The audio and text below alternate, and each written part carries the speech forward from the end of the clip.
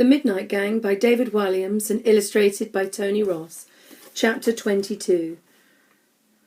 I said, where have you been this time? It was Sally. The little girl with the pale skin and the bald head was still in her bed in the far corner of the children's ward. Once again she had been left behind as the other children had their adventures. Nowhere, answered Amber curtly. She was still smarting after having been dropped onto the floor by the boys as she was being delivered back into her bed. You can't have been nowhere, replied Sally. You must have been somewhere. Go back to sleep, hissed Amber. No, replied Amber. Tom promised me he would tell me all about the night's adventure. Didn't you, Tom? All the children turned towards Tom, who was sliding between the sheets on his bed. Well, said Tom. Inside the boy was squirming. He knew beyond any doubt that the other three would hate having the secrets of the Midnight Gang divulged to anyone outside of the circle of trust. The boy hesitated. He felt torn. Tom had only just sworn an oath to the Midnight Gang, but his heart ached for Sally, who they'd left alone in the ward night after night. However, he felt as if he had no choice. I didn't promise anything, he replied. Immediately Tom felt a deep pang of shame to have lied. You did! Sally's voice was crackling. The little girl was becoming increasingly upset with them all. Tonight, just after midnight, I asked Tom to take me with him.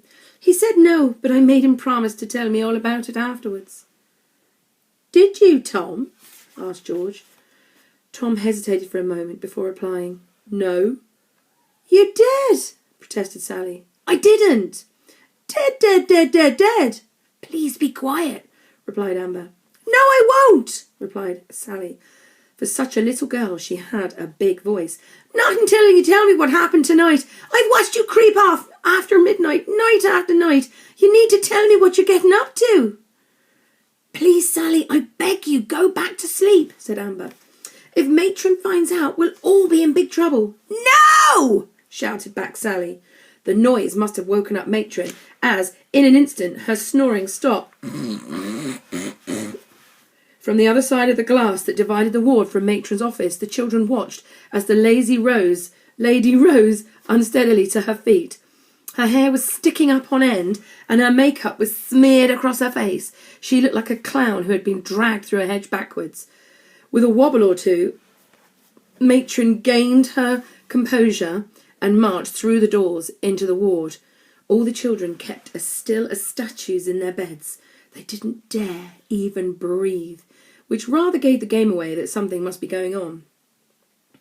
I know you nasty little beasts are up to no good, snarled Matron, and perhaps you got away with it this time.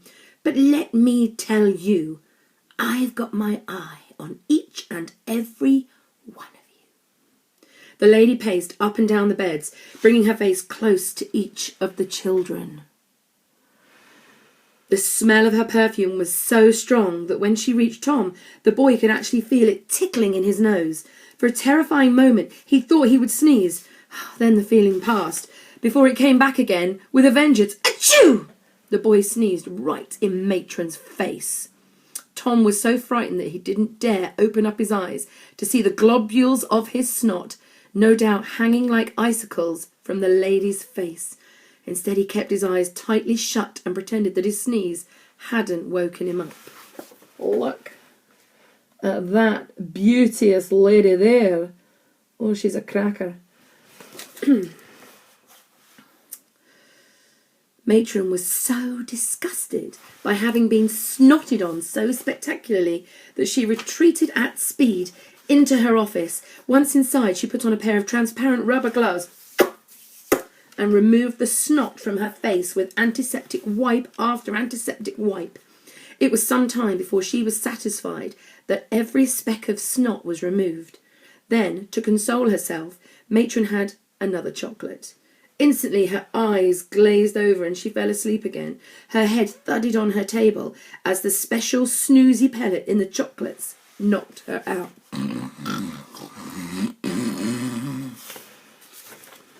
Well done, new boy, hissed Amber to Tom.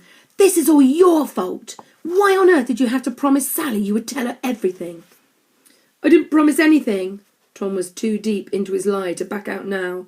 Each time he lied, the boy felt a little part of him die inside.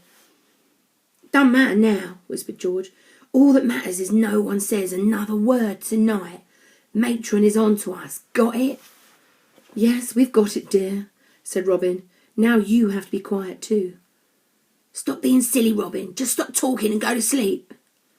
I would love to go to sleep. As soon as you stop telling me to go to sleep and actually be quiet for one moment, I will. Will both of you stupid boys shut up and go to sleep right now, whispered Amber.